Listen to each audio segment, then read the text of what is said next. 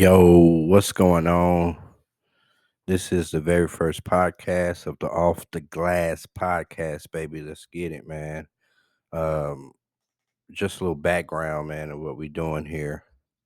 It's gonna be about sports media, all sports, boxing, basketball, football, pretty much all the major sports, man. And then life in general, man. Whatever questions you have or any hot topics that's going on, we definitely gonna get to it.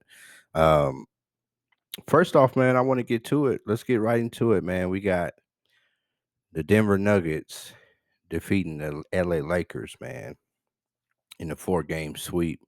I got a lot of talk.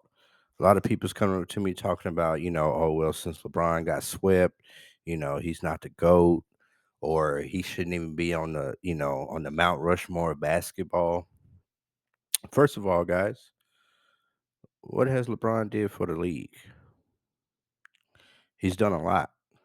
Um, Number one scorer in the league for points scored all time, but he's not a scorer. So when we go into these things about, who's the GOAT and who's this, we got to understand, guys, like back in the day, what was Jordan's real competition? When he played the Utah Jazz, right? You had, let me see if I can remember the starting five. You had John Stockton, Carl Malone, Jeff Hornacek, Brian Russell, and Greg Ostertag. Now, and by all means, guys, these are real NBA players right here. Okay, I cannot make this up. These are real NBA players, right? So, athleticism is definitely out the window. No athleticism at all, right? So you're going from that top five against this top five. You let me know. You got Steph, KD, Clay Thompson, Draymond Green, all on the same team in their prime.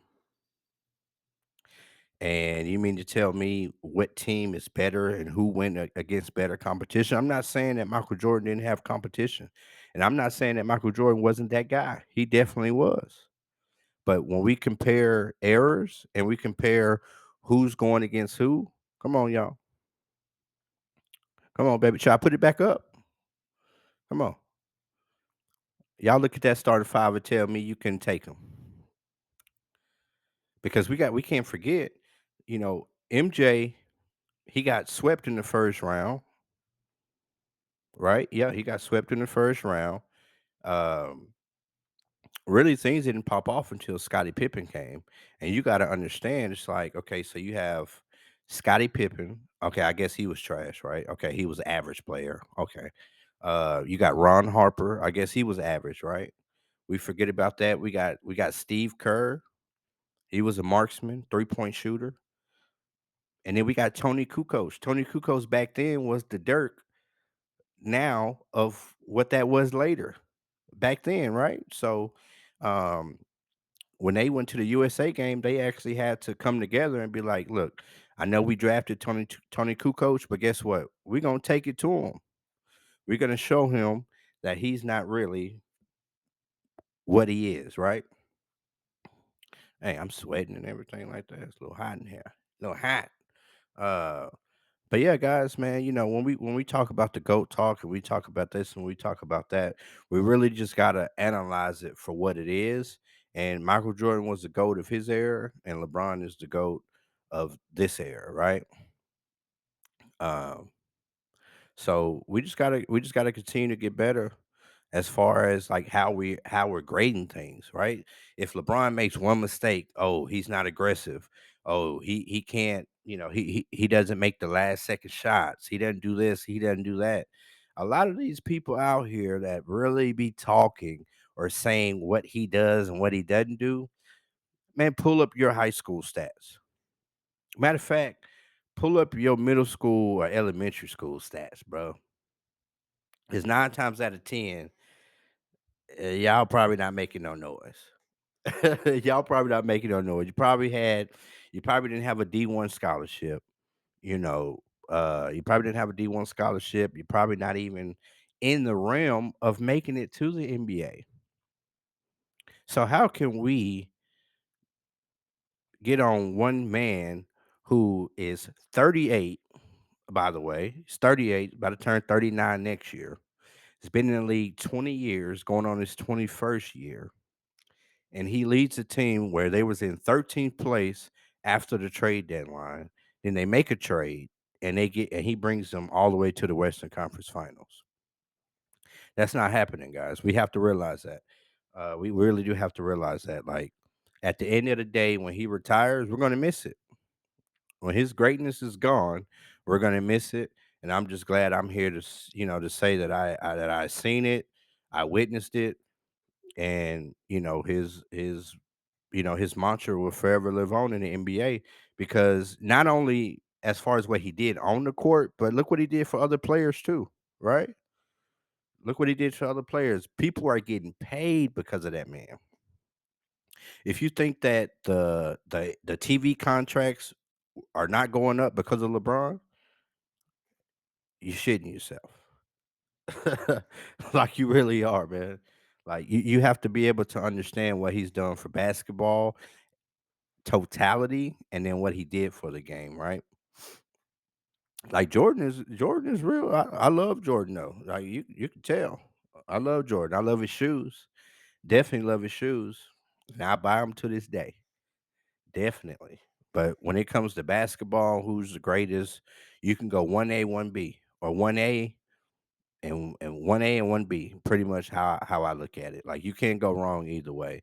But when we say that LeBron is not one of the greatest, or he shouldn't be in the top, number one, or even be in the discussion of being the GOAT, come on, man. Come on, man. What we doing? We really got to really figure out what our mentality is. If you don't like him as his personality, that's one thing. But for a player to be on Sports Illustrated at 18 years old, we didn't put him up there. He didn't ask to be put on there. They put him on there as the chosen one. And ever since he got in the league, he's been the chosen one. So, and we just gonna leave it at that, bro. We just gonna leave it at that, man. It's a lot of topics going on today. I seen that Earl Spence and Crawford that they went ahead and they got a deal, a deal out in the open right now saying that they may sign it or they may not for July 29th, man. Who y'all got? Hey, that's gonna be a good one. That's definitely gonna be a good one. That's definitely something good for boxing. We need that for boxing right now because boxing is a dying sport. Nobody wants to fight each other. So we really do need that. And I'm really curious about, what you guys think. Like, do you think Crawford is gonna get it or take it, or do you think it's gonna be Earl Spence, man? I think it's gonna be a battle. It's gonna be a battle. I think it's gonna show who has the more heart. They both are talented. They both can make, different adjustments in the ring. Um, like who y'all got, man? It's gonna be a good one. I know that pay-per-view is probably gonna be around about $70 to $80, but that's a must see. That's a must see, and then we must have it. So it's long overdue. We're not trying to wait for the like how Mayweather and Pacquiao. It took years and years, for it to build up, and then they fought, and the fight didn't even, reach the climax that we thought it was supposed to reach. So, you guys let me know. Um, in the comment section, make sure you guys let me know, who you feel who's gonna win because I think it's gonna be a really good fight, man. I think it is. I know last week I don't know if you guys seen the Lomachenko versus Devin Haney fight. Oh man. Not gonna lie, man, that shocked me a little bit. I thought Haney, was the bigger guy. I thought he would be the more aggressive, backing Lomo down. But it didn't happen. It didn't happen like that. And quite frankly, I think Lomachenko took that fight, man. I think he won it. And the reason why is because he just had the cleaner punches.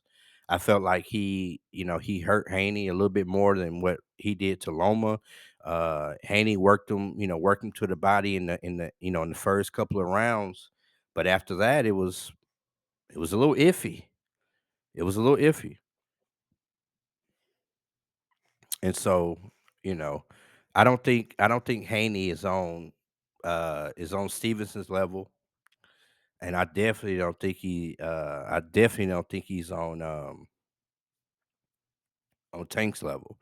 He's definitely not on Tank level. I don't even want him to get in the ring with them because if he gets in the ring with them, it might be an early career for you, brother.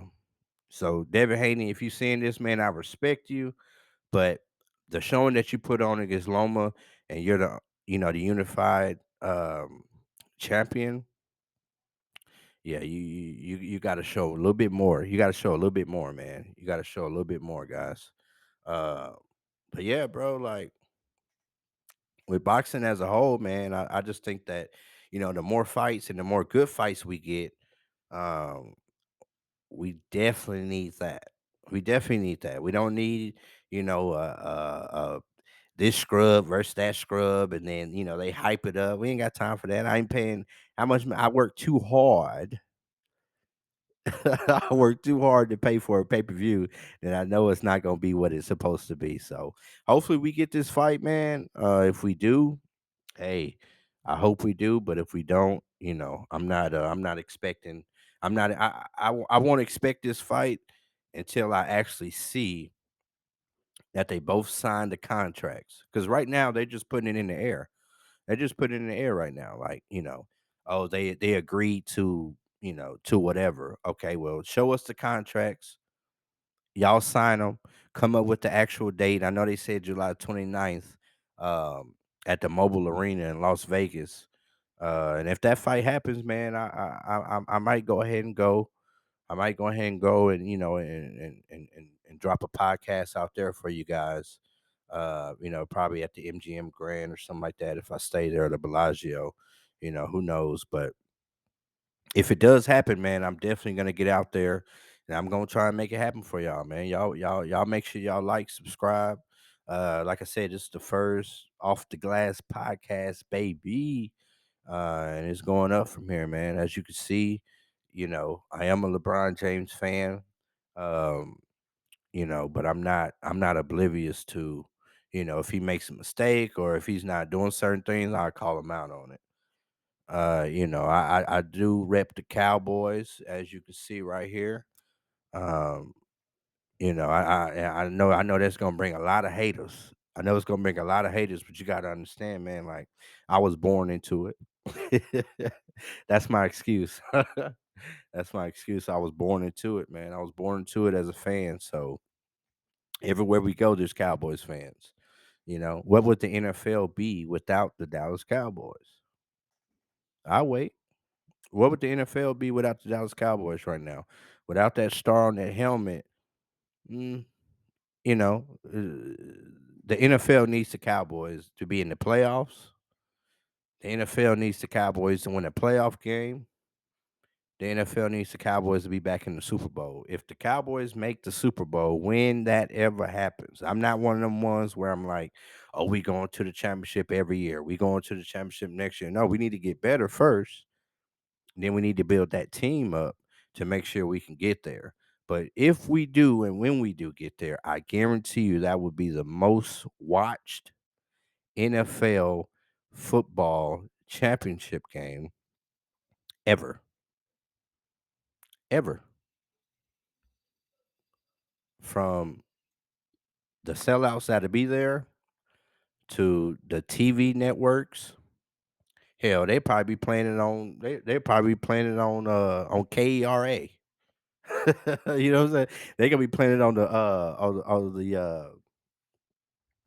the kids stations, you know what I'm saying? So but once again, man, uh Cowboy fan, that's how we do it. I love them. And we talking about sports, man. We talking about all sports, everything media, media relations or anything like that. But yeah, bro, like I just take it back to, you know, kind of, let's get back on the NBA topic, right? Let's go to James Harden, man. This guy right here, man, has been a big disappointment when it gets to the playoffs.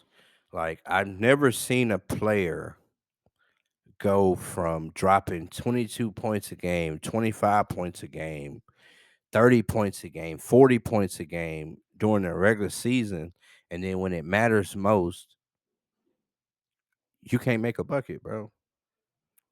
I just don't get that. I'm not sure if it's like like if it's like a thing of him like being out of shape because he looked pretty in shape this year. He really did. He looked in shape this year.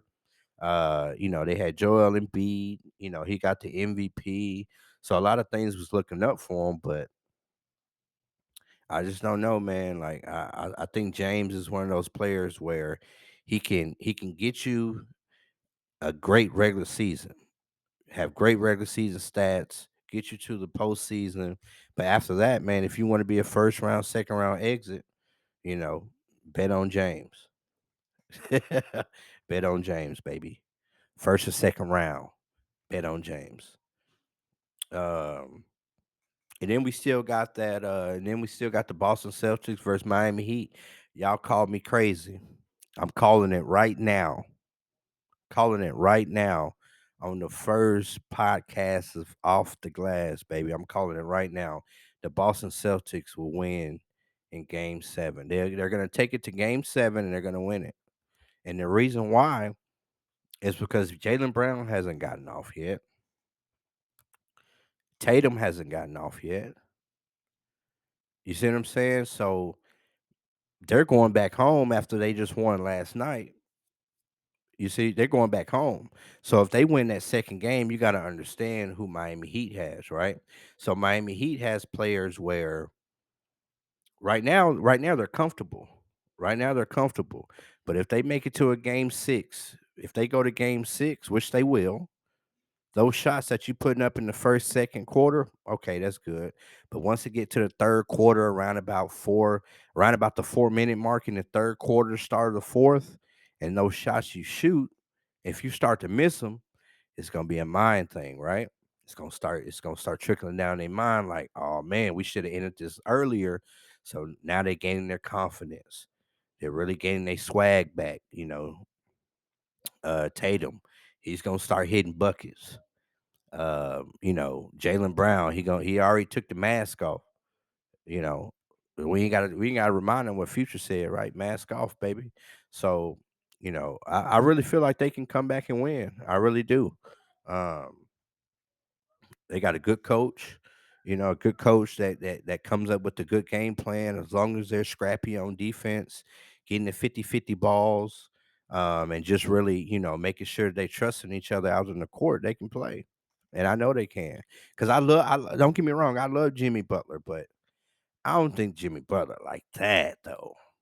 Like he's good, but I don't think he's like that. If y'all understand me, y'all understand me. Like he's good, but I don't know if he's like that though.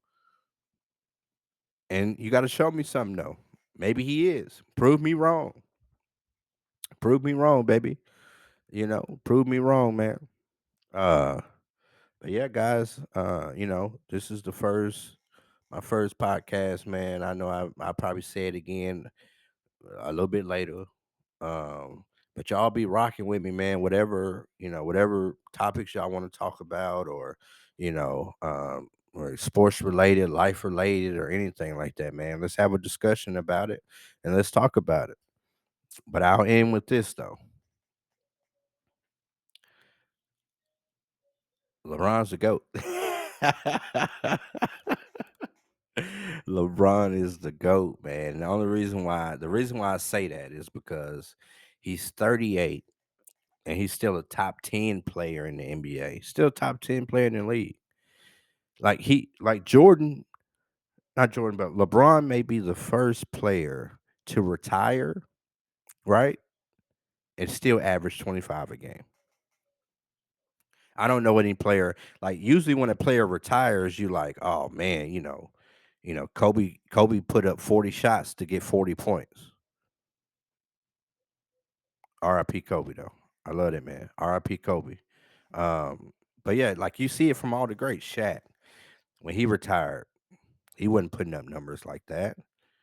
Kobe wasn't putting up numbers like that. And Jordan Show wasn't putting up numbers like that in Washington. He had a couple of games. Yeah, he definitely had a couple of games, but he was over there giving Kwame Brown the business. That's why that nigga walking around looking all depressed.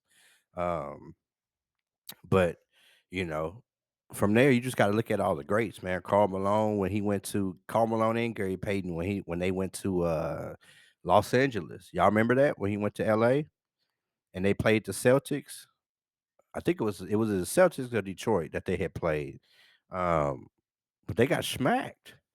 They got smacked because they wasn't who they was anymore, right? So we have to respect what type of level that this man is on, and he's on another level, right?